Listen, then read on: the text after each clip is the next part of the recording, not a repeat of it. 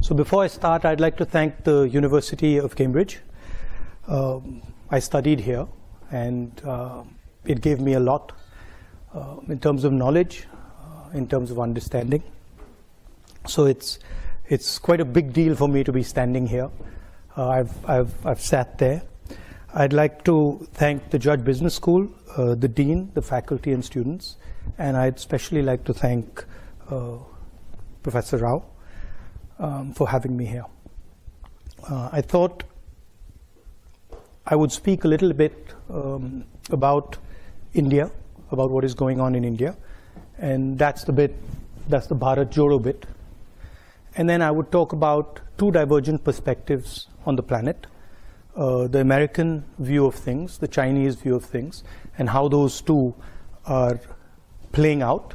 And then I'd conclude by placing some ideas on the table about how we can think about these two divergent forces. The central thread is about listening, and it's about listening at the individual level, but also listening politically at scale. So not just one person, but listening to millions and millions of people and understanding how they're feeling and how they're responding. Okay? And then also listening to different cultures, which you're not maybe used to or I'm not used to, and trying to get a sense of how they're seeing the world, and trying to piece together where they're coming from. So the broad idea is one of listening. Different cultures listen differently. There's a very specific way in which the Indian culture listens, and so I'll be talking more about that. I see a friend of mine, a Sikh friend of mine. You'll sort of get a sense of what I'm talking about, and it's also about what is going on at the international level and the risks that are potentially in front of us. Okay, so we can start with the Bharat Jodo. Everybody knows, and it's been in the news a lot, that Indian democracy is under pressure, is under attack, right? I'm an opposition leader in India, and we are navigating that space. What's happening? The institutional framework, which is required for a democracy, parliament, a free press, the judiciary, just the idea of mobilization, just the idea of moving around, these are all getting constrained.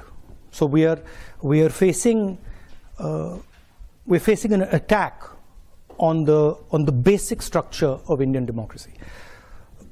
In the Constitution, India is described as a union of states, and that union requires a negotiation, requires a conversation.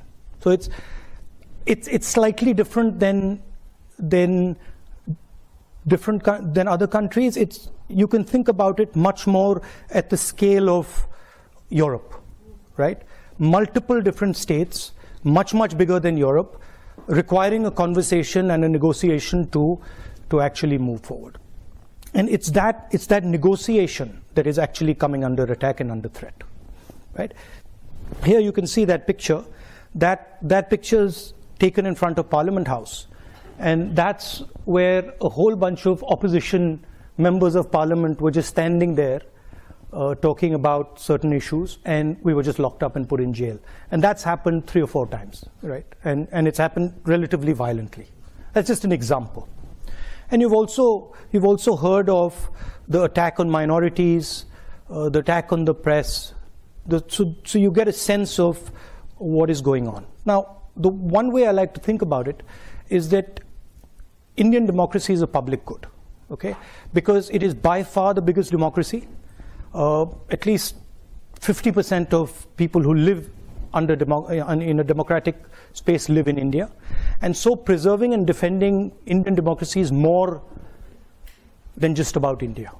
It's actually about defending the democratic structure and the democratic system on the planet, right? Can we do the next slide? So that's what I described. capture and control of media and the judiciary, surveillance and intimidation. I myself had Pegasus on my phone. Large number of politicians have Pegasus on my phone, on their phone.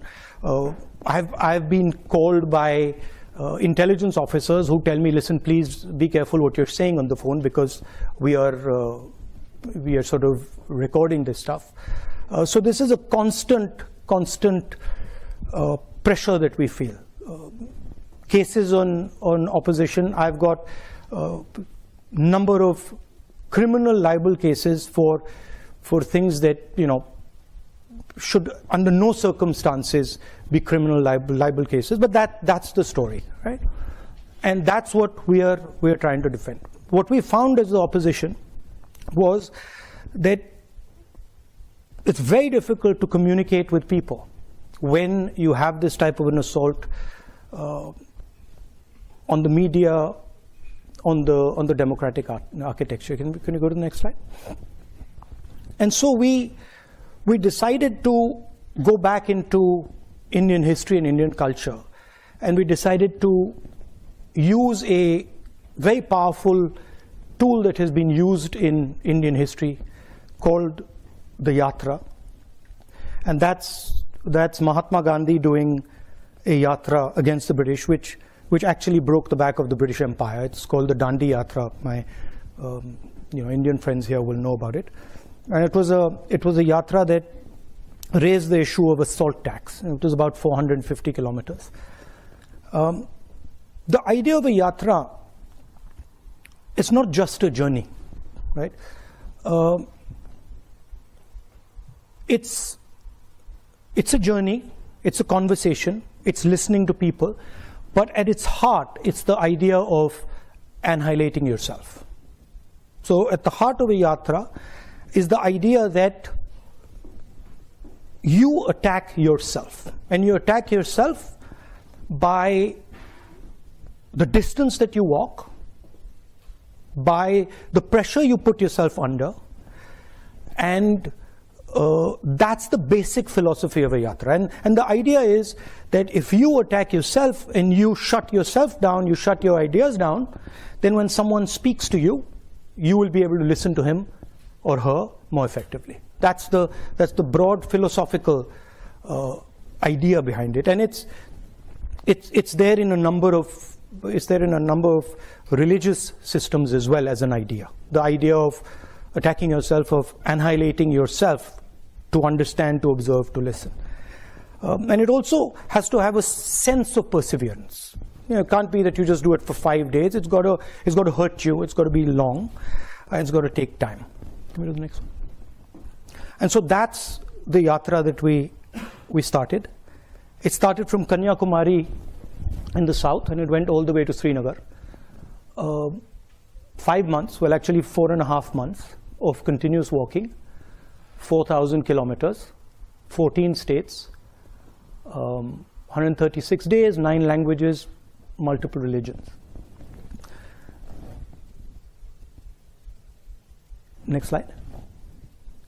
And so we started on this. We decided, okay, we're going to do this. We got 125 core people, and we said, okay, we start to walk. And we had no idea, frankly, what we were getting ourselves into. Okay, because I'm a runner, so for me, I thought to myself, look, okay, we're walking 30 kilometers a day. I run 10 easily, so 30 can't be that difficult, right? A little bit of arrogance. So I was like, this is not going to be a big deal. And so we started. And immediately we realized what we had got ourselves into, okay? Because this was not actually about the distance at all, right? The distance was almost irrelevant. It was about the energy that was embedded in this thing, right? And the number of people, the scale of the thing, spiraled completely out of control. So it went, in our imagination, it was 120 people walking with, 3,000, 2,000 people coming sometimes. This became 50, 100,000 people. And when you get 50, 100,000 people next to you, it's not easy, because you are just thrown around, right? And the forces are very, very big. To give you an idea, 6 people died, okay, walking this thing. Multiple people broke their legs, arms, and that was the type of energy that was released. What I did early on, I thought to myself, okay, so what is my responsibility in this? What do I have to do? And I came out with the concept, which was that when we're walking and there's this massive group of people and this pressure, I have to ensure that the space in front of me is safe, right? Whether it's a woman who comes, whether it's a young kid who comes, whether it's a handicapped person, whoever comes, that person's got to feel that I'm comfortable, and in this huge energetic system, I'm safe. That was my first idea. And the second idea was, which I told the guys working with us, I said that, look, whoever comes into this space must feel that they've come home, right? They should not feel that this is a political rally. They should feel that they've come to see their, I mean, there were many of us, so they've come to see their brother, or they've come to see their sister, or they've come to see their mother, and they should feel very comfortable over there. And then when they leave, they should have a feeling that I just left home. So we try to make it a personal, emotional connect with people. That was just an idea, and that's the idea here of creating this listening space. Can we do the next one? And that's what the thing looks like, right? And that's so you can see the space around me there, and there's others who are walking with me over there. There you can't really see it. And so there's massive pressure coming into that space, right? And these people are walking, and then we're inviting them into the space, and we're having these conversations, which interestingly, the moment we came up with the idea of making it a home, they stopped being political discussions. So what was a political idea suddenly became a personal idea, right?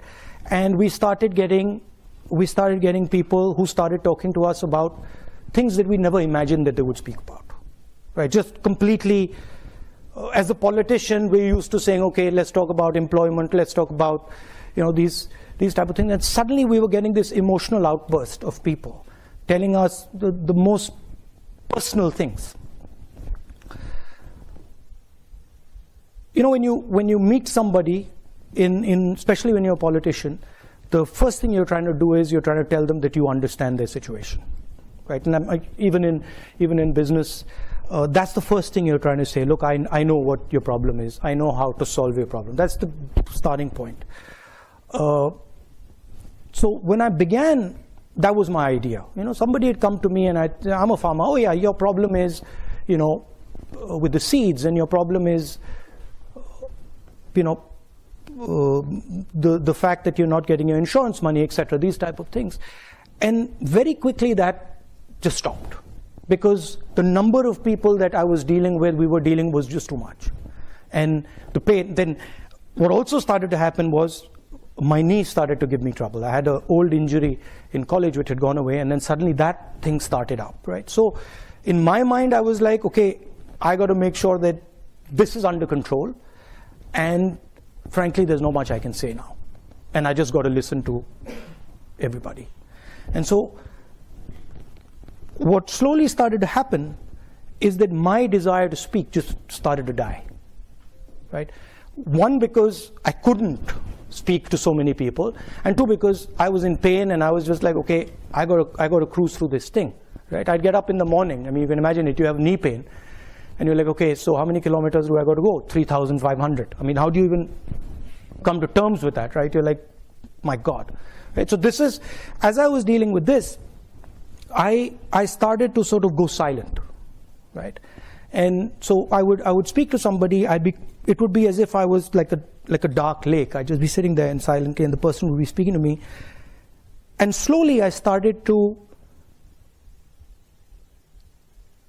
feel many things that I could not feel before, right? So for example, a farmer would come, he'd grab my hand, and immediately when I grabbed his hand, I could tell the suffering that he's been through, the pain that he's been through, the difficulty he's been through. So you started to hear, not just with your ears, you start to hear with your hands, you start to hear, listen with your eyes, you started to look, you're walking with somebody and you can see that he's struggling. So you start to get a sense of what this person is and where he's coming from. Very, very deep sense of that.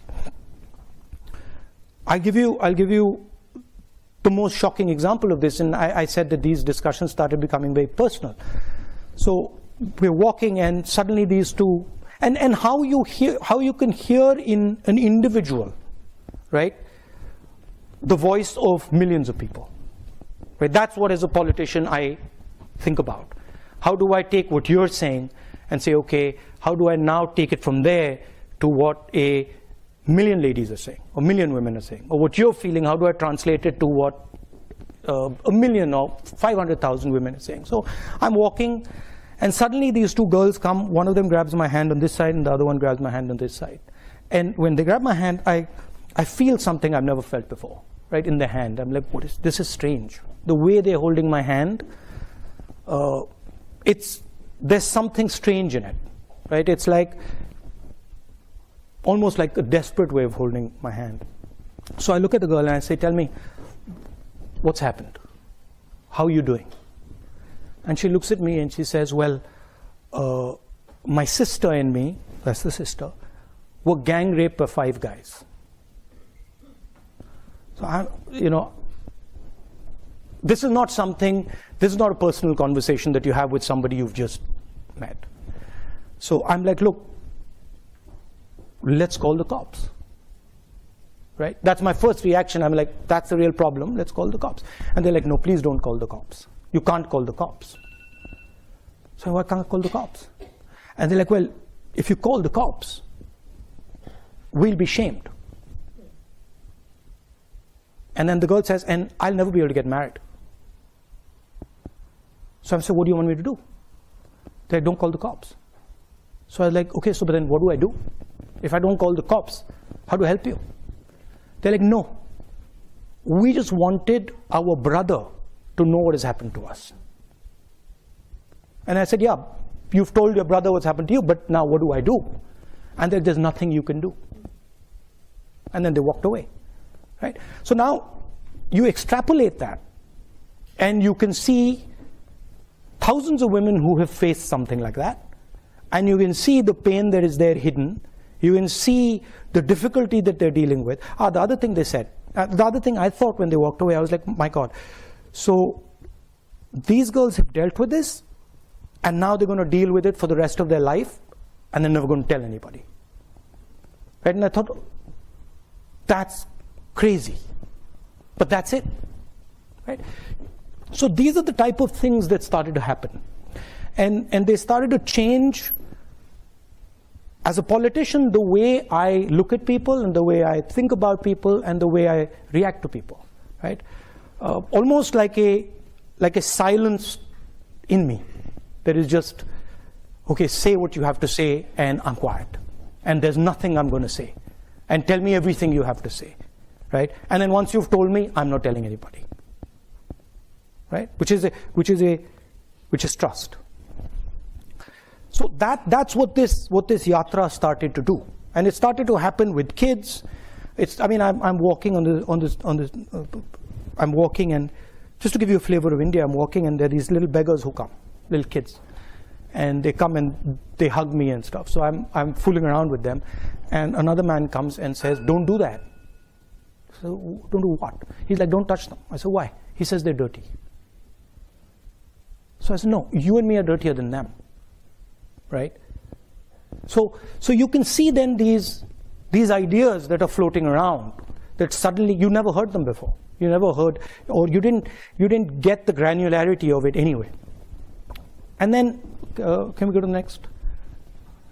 Yeah. So that's a Sikh mechanic. You can see his hand there, and this is a girl whose house has been broken. Whose house I think has been smashed. Anyway, next. Now this is where the thing gets really interesting. So we are going through all the states, and Kashmir is a state which is insurgency prone, right? There's a lot of violence. There's been quite a lot of violence for many years. In fact, that picture there is me putting flowers on the spot where almost 40 soldiers were killed by a car bomb some years back. So we arrive in Kashmir, and Kashmir is this so-called violent place. And as I'm entering Kashmir, the security guys come to me and say, listen, we need to talk to you. So what do you need to say? And they say, well, look, the thing is, you can't walk in Kashmir, right? It's not a good idea. We're walking 3 days, and we're walking 3 days in the roughest districts. So you can't walk in Kashmir. It's a bad idea. So I'm like, why can't I walk in Kashmir? And they're like, well, because you'll get hand grenades thrown on you. So now I'm responsible for 120 people I'm working with, right? So I'm like, look, let me go and have a little word with them. And so I go and have a little word with them and say, look, they're telling us they're going to get hand grenades thrown at us. And they're like, okay. And I was like, frankly, I want to walk. I mean, if we get hand grenades, we get hand grenades. So they're like, yeah, we should all walk. And so we decided we're going to walk. And we start to walk. And suddenly what starts to happen is these Indian flags start coming everywhere, right? Everywhere, they just start coming out, right? The first day we're told about 2,000 people are going to show up, and 40,000 people show up, right? And that thing over there, where I'm sitting on that jeep, is because the police and security system just been overloaded, and it's collapsed, right? Because they can't manage the crowd. And if you look carefully, you'll see the panic on the security people's faces. Anyway, they pull us out of that and say, this just doesn't work. We can't go through this in this manner. And then the next day they set it up properly, and then we go through.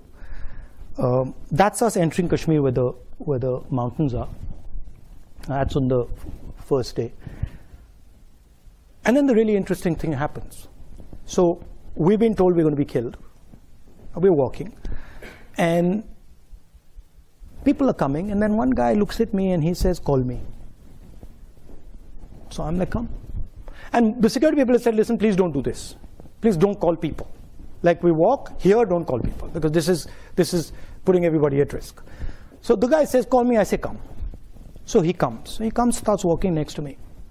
And he says, Mr. Gandhi, you've come here to listen to us? So I'm like, yes.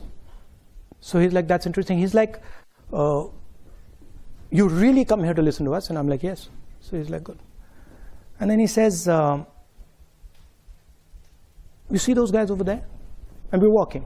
And he says, you see those guys over there? And I'm like, yes, who? He's like, those boys over there. And I'm like, yeah.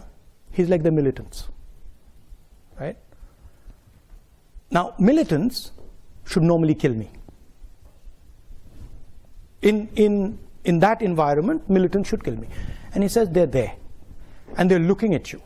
So I look at them, and they give me this sort of, I'm serious, they give me this sort of look.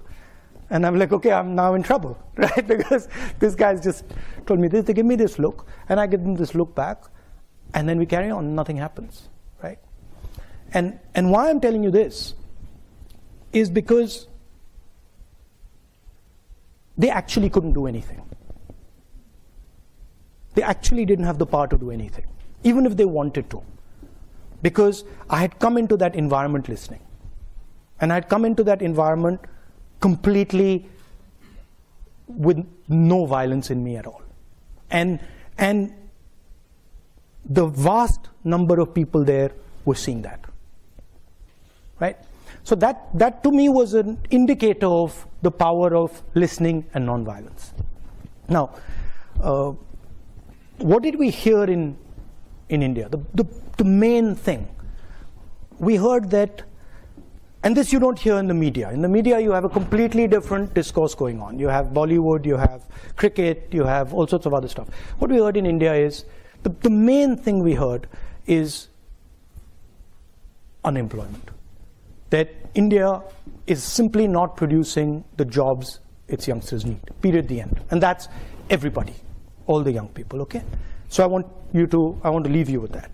Now let's go to the next. So now let's move to the two divergent ideas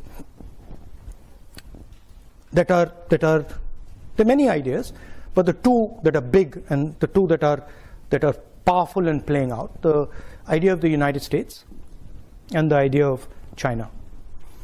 And we know that the United States is the dominant superpower, global superpower, and it's had a record since the 1940s of enabling large amount of prosperity and growth. Okay, and it's done that in a democratic environment. It used to produce, and it used to produce in a democratic framework, and that's quite an important thing in my view. The history of the United States, everybody knows. People went from Europe, people went from England because they were persecuted. So the idea of individual freedom is very, very deep in America. And the Americans, at least with their citizens, will protect that idea very firmly and very strongly. Right? And the other idea that's central to America is the idea of openness, the idea that anybody can come into America and anybody can dream the American dream. I was educated there, and I remember being surprised at how open it was. I'll give you an anecdote. My father had just died, and I had been killed, and I was in America in college, and I was a bit upset. So my guardian told me to come from Boston to Atlanta, and I remember 3 or 4 in the morning. I got up, took the cab to Logan Airport, and there was a Haitian taxi driver. And I started talking to him, and he said, you know, America's given me my life. America has given me everything I have. I had nothing in Haiti, and I came here, and they love me, and they treat me with respect. And I'm part of the American dream. And then I walked out to on the curb, and as I was walking out, I pulled my suitcase out, and there was a guy standing there, and he had these suitcases in front of him. So he said, which airline are you flying? And I was a bit suspicious. I was like, why is this stranger asking me which airline am I flying? And anyway, I hesitated, and I told him, and he said, oh, you can do curbside check-in. And I'm like, what's that? And he's like, well, you can just leave your bags here. Now, for me, this was just like a mind-blowing idea, right? Like, I leave my bags here? Okay. So I was like, no. He's like, no, you can leave your bags here. So I was like, okay, so who are you? And so he pulls out his airline ID. And I'm like, okay, that's interesting. And I leave the bags. And then I walk off. I remember asking myself, when are these guys going to check my ID? Right? I had a passport and my college ID. And when are they going to check my ID? And they didn't check my ID. They didn't check my ID right into the plane. This was pre-9/11. So maybe a lot of you guys don't remember this, but haven't felt this. But I was like, what's going on, right? And why are these guys not checking this ID in my own country? They check my ID, right? They'll ask me for the passport immediately, and here they're not. What is going on? And I remember sitting on the plane saying, my God, this is an amazing place. I've come here a few months ago, and they've let me through the airport. They've not checked me, and they trust me. They believe in me, right? And to me, those two ideas are the core of the idea of America. They will make you feel comfortable, and they will protect you. Okay, in America. In America, not outside America often. Okay, outside America, they can do bad things to you sometimes, but in America, they will protect you. Okay? And to me, that's the central idea of the United States. And it's a very powerful idea, and it's been successful. And it's basically built a superpower. It's built an engine that has allowed people to come in, huge amount of innovation, huge amount of technological advancement, many positive spillovers. But now there's a problem. And in my view, there's two problems. One problem is that post 9/11, that that idea that anybody could just walk into America has been challenged, questioned. It's been questioned directly by bin Laden, by putting planes into the World Trade Center, by generating huge amount of anger and fear, and that has had a result. The Americans are absolutely correctly, they're concerned about people who come in, about what they might do. And you can see that with the whole Homeland Security, the X-ray machines at the airport, all that going on. That's basically the idea that you can't just come into America like you used to. Okay, so that's one big change that's taken place. And the second really big change that's taken place is that what used to be the strength of the United States, the idea of production in America, the idea of manufacturing in America, has simply left. It's just gone away from America, it's gone somewhere else. Where's it gone? Can you give me the next slide? Where's it gone? It's gone here, right? And it's gone to the aspiring global superpower, which today dominates production. Okay? Now, I've read quite a lot about the Chinese. I've studied them. I've spoken to senior leaders. I've spoken to people who think about China. I'm not an expert, but I have a decent understanding. Okay? So bear that in mind. Now, the way the Americans value individual liberty, the Chinese value harmony. They are not, individual liberty is not central to their idea. Okay? Their idea is much more about the society being in harmony, because they've had massive tremors, right? They've had huge amounts of pain, they've had revolution, they've had civil war, they've had the Cultural Revolution. So what they don't want is that things go out of control, that things spiral out of control and disorder comes, which is legitimate. For them, it's as legitimate as individual liberty is for the United States, right? For them. One conversation that I had really struck me about China, and it's shaped how I think about it. Okay, and the conversation was with a senior gentleman of the Communist Party, and I asked him. I said, "Tell me, what is China?" Right? I said, "Is China a country?" He says, "Yes." I said, "Okay, is China a nation?" And he said, "Yes." I said, "No, but give me a Chinese explanation of what you are." And so he says, "Look, Mr. Gandhi, I'll explain it to you." He says the Yellow River comes down from the Himalayas. It flows down. And it has unlimited power. It has unlimited energy in it.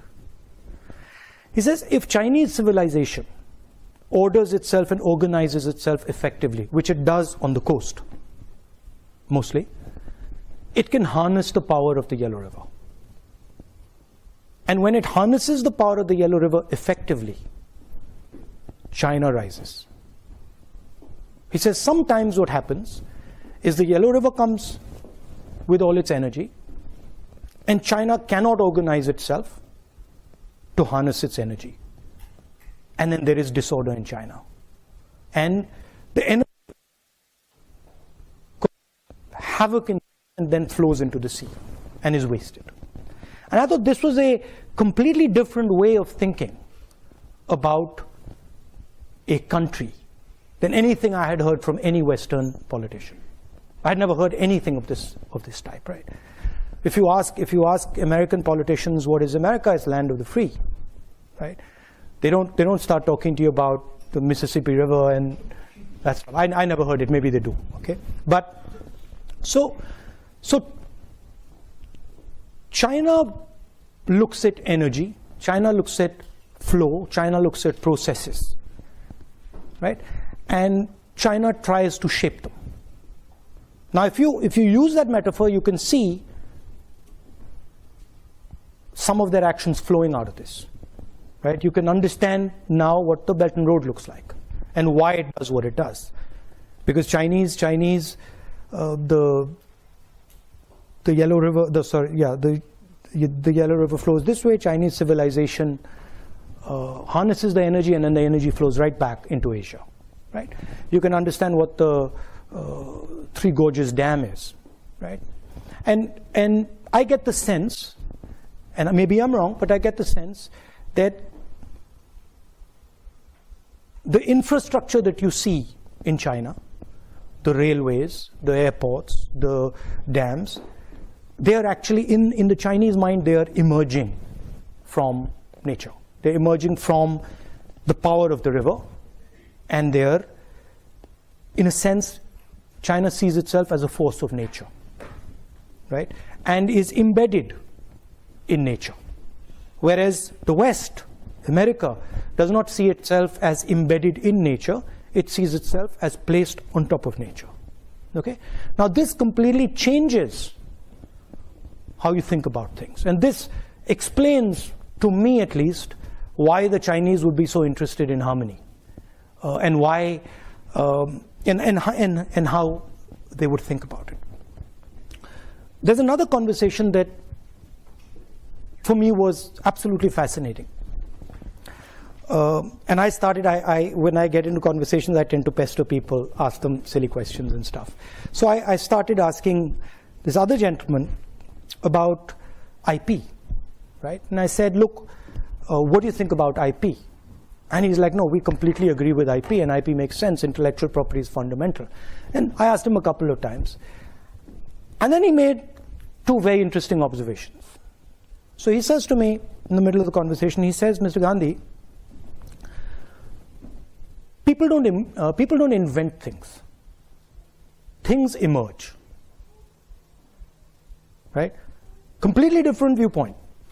In the United States, Steve Jobs invents something. In China, things emerge. Meaning processes happen, and then out of those processes, things come out. And he says, why should somebody who is, anyway, he says, even if things are invented, why should someone who has invented something have perpetual rights on it? So what if he's invented it? Why should he have a monopoly on the benefits of that thing? To me, this was quite a profound statement. And I said to him, look, the logic is that you give him the right to give him an incentive so that he invents again, right? I said, how do you think about incentives? He says, oh, very simple. The person who runs fastest wins, right? We don't really care if he invented it. If he can run fast enough and other people can't catch up with him, that's good enough incentive for him, right? So here you see two completely different ideas. One, that they're a force of nature, and two, powerful ideas, as powerful as American ideas for them, right? And two, that people are not actually inventing things, processes, energy, things are emerging from processes and energy. Okay? And this makes their worldview completely different. One last thing. The organizing principle of the United States, and something that you're very, very intimately associated with, is the corporation. Your lives will all be about corporation, or most of them will be about corporations and sales and marketing and elements of a corporation. And that's how America organizes itself. And I think embedded in this is the central innovation of the Chinese. Pre-collapse of the Soviet Union, there were two organizational systems on the planet, broadly. There was the American system, Western system with the corporation, and there was the Soviet system, and in those days the Chinese system with the state. State did what the corporation does. And Post the collapse of the Soviet Union, can we go ahead? Is that no, I think they removed that quote. Post the collapse of the Soviet Union, the Chinese did something very innovative. And if you've heard the quote, you might have heard a quote by Deng Xiaoping saying that it doesn't matter the color of the cat as long as it can catch the mouse. Have you heard that quote? Yeah. So I think what he was saying in that quote was that actually we will organize ourselves using the cooperation, just like the West, right? But we will do one further thing. Inside the cooperation, we will embed the Communist Party. So it's a hybrid. It is exactly like the United States as far as the cooperation is concerned, and then it's got a magic trick in it, which is that inside the cooperation is what they call the instrument of the people, what we call the Communist Party of China, right? And this does something fundamental. What it does is it allows the Communist Party of China to have a full monopoly on information in the country, which the government of the United States doesn't have, or the government of India doesn't have, or the government of most other countries doesn't have, because there's a separation between the state and the corporation. And this gives them a huge advantage in artificial intelligence. It gives them a huge advantage in all sorts of, in cyber warfare, etc., etc. I'm just placing that on the table. So those are the two broad ideas. One is the maritime idea. The other is projecting right through Asia, the Belt and Road. And the contest is basically, is the planet going to be terrestrial? Is it going to remain maritime? What's going to be the balance? And China sees itself as dominating the terrestrial space and contesting the maritime space. That's how it's playing out. Now, to the conclusion. So a couple of things are very clear. The first thing is that there's a huge communication gap between what people are saying and what the media and vested interests are saying. It's just completely divergent, right? And that's a huge problem, because at least in our country, and I'm sure in the West, there's a disconnect between what people are actually feeling and what the media is saying they're feeling. Okay, that's a problem. Second thing, everybody knows that huge amount of inequality is being created, at least in the Western world and in India. A huge, massive concentration of wealth, massive concentration of income, in India, unemployment. So the worst thing that can happen is these two ideas collide with each other, right? Because then everybody's in trouble. And that's something that is not in anybody's interest, right? These ideas have their place. They're not going away anytime soon. But if they collide, it's a huge catastrophe. Can we have the next slide? So there are two things that to me are quite obvious. Number one, that with the technological advances that are taking place, with the communication system, the fact that the world is getting hyper-connected, the planet is basically becoming like an organism, like a connected organism with a nervous system, right? And that means things will move very, very fast. I mean, I don't want to use a bad analogy, but cyanide kills you in seconds because it uses your nervous system, right? And it kills you with almost no energy. It requires very little energy to completely wipe you out. So that's the space we're heading, where things will move very, very quickly and they will infect everything very fast, right? So the first thing we have to think about is the need for a global immune system that listens very fast to escalation that is uncontrolled. And Ukraine would be an example, right? We're sitting here, Ukraine just keeps escalating. Nobody actually knows where it's going to end. So those, in a hyper-connected world, that's a very dangerous thing. And you need institutions and you need thinking that says, okay, these are the type of things that we tamp down immediately. So that's one idea. And the second idea, which I think is fundamental and goes back to the point I raised about India being a public good and being the biggest democracy in the world, we simply cannot afford a planet that doesn't produce under democratic conditions. Okay? Because if democracies do not start producing again, right, they will not survive. Because the tensions that will arise inside the democracy, the inequality that will arise, the anger that will arise will just collapse the democracy. So what is required is new thinking about how you start to produce in a democratic environment, which is completely different than production in a coercive environment. In a coercive environment, what you're basically doing is a factory, a production unit has a huge amount of socio-political energy inside it. And what you're doing is you're forcing it closed inside the structure. You can't do that in a democracy.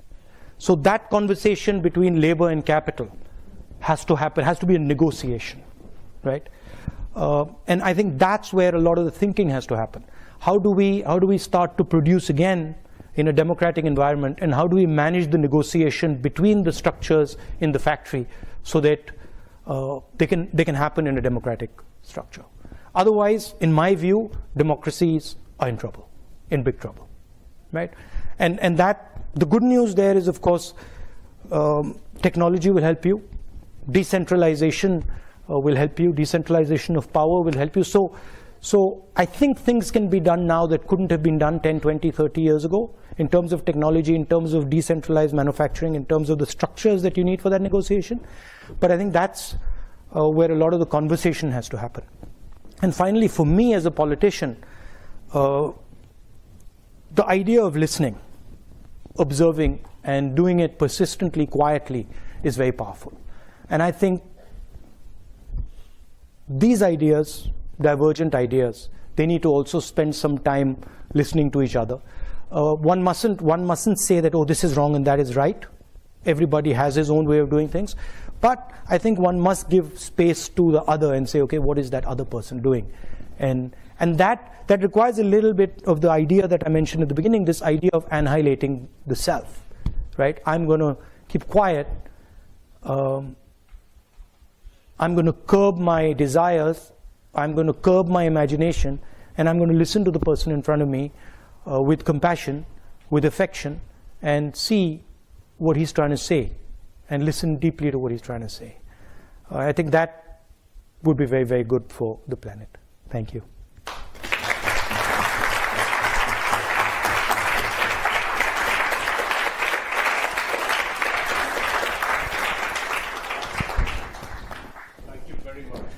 Thank you. Profound, yes. I mean, I think we are still thinking about the ideas. Thank you. Thrown at us. Do we have any time for questions? Did I overshoot? Yes. Okay. All right. Thank you. Questions? No, we got some questions from the audience already. All right. Excellent. All right. First question is, what are your thoughts on the rising power of the right wing in India? Its control of key institutions like the media and the judiciary. So when you look at these things seriously, you have to go past the idea of the right wing, and you have to go into what are the forces behind that structure, right?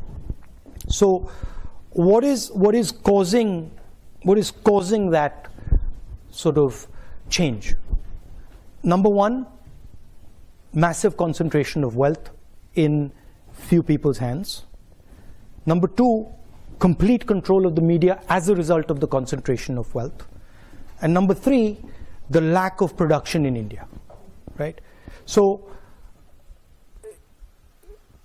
if you have people working in factories, right, they can organize themselves politically. And if you can organize yourself politically, you can get a counterforce to right-wing mobilization. The problem is the bulk of India's people are unorganized labor. So it's very difficult for them to organize. They want to organize, they understand the need to organize, but because they're completely separate, They can't, right? So that's really how to think about it.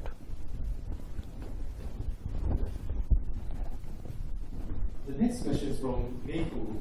How will you heal what is a highly divisive and polarized India?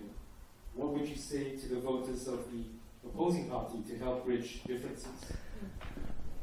Opposing party, you mean the people in power? I mean, I can say a lot, they don't listen. I can keep saying it, they don't listen. So, I think, can you show me that picture of the large crowd there? Not that one. That's a different type of crowd. That's a different type of crowd.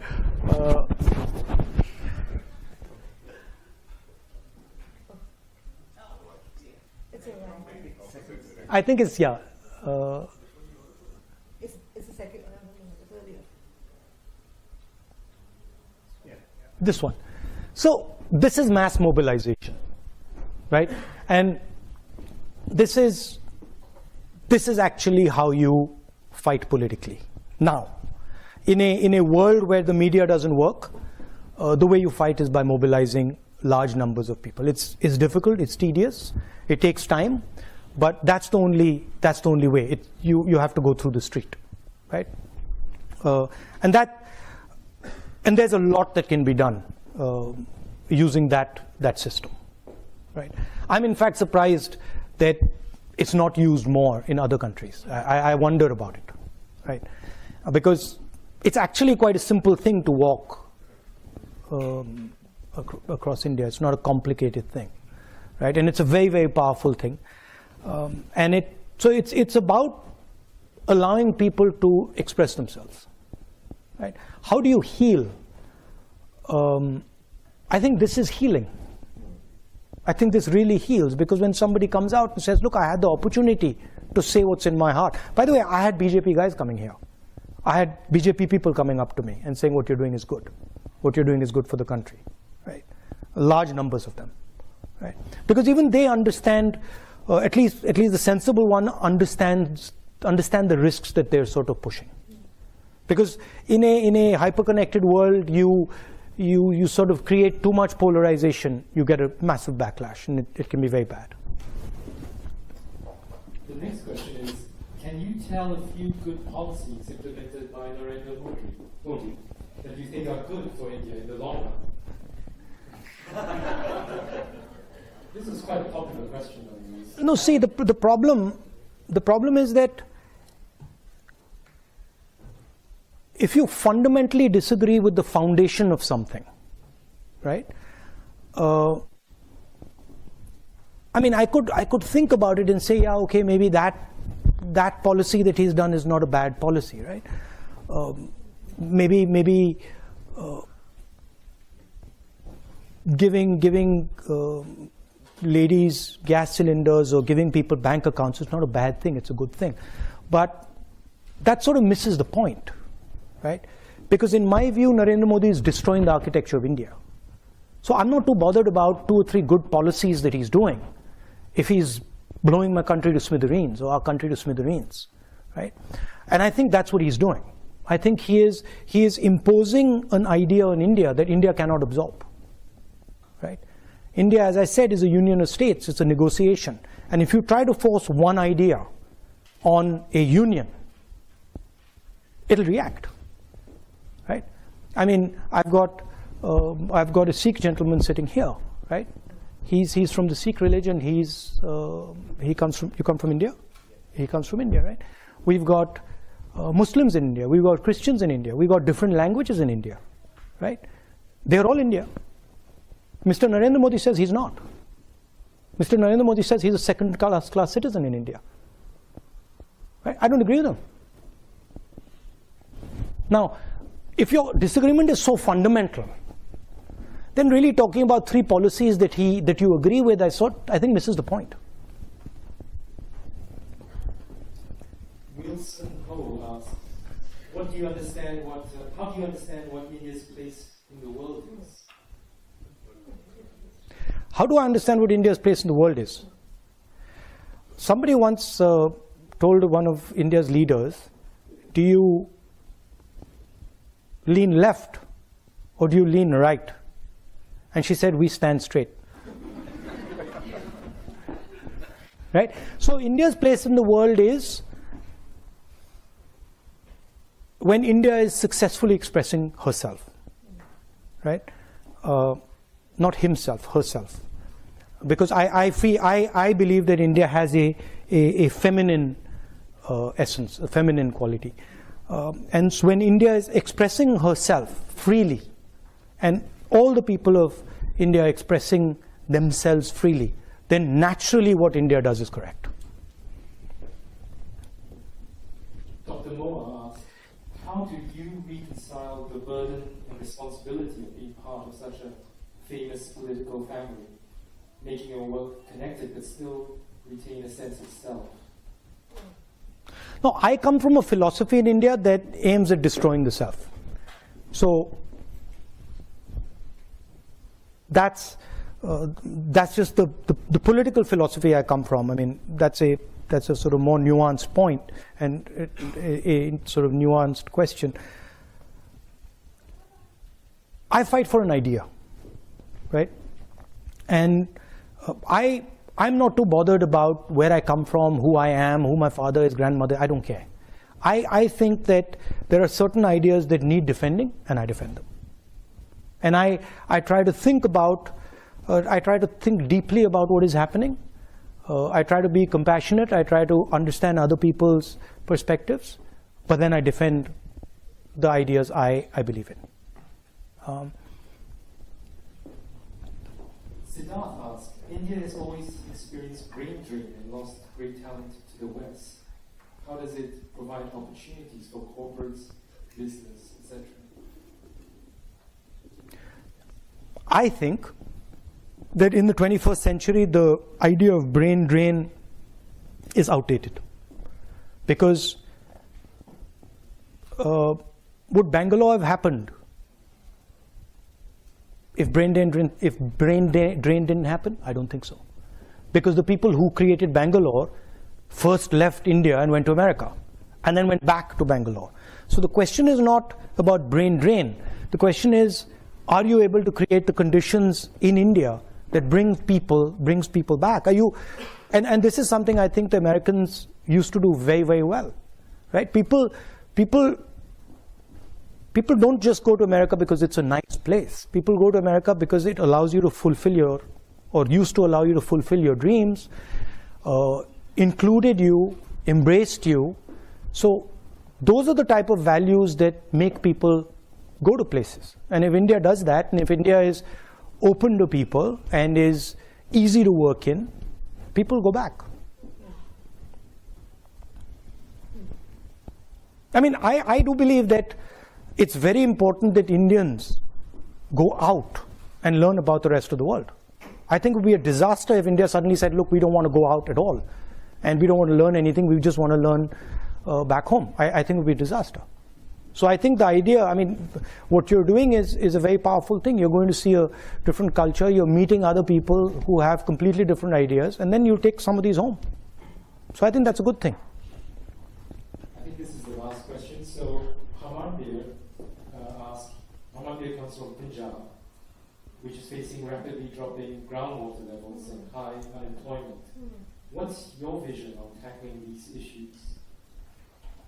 On groundwater? Groundwater. I mean, that takes us back to the idea of production in a democratic environment, right?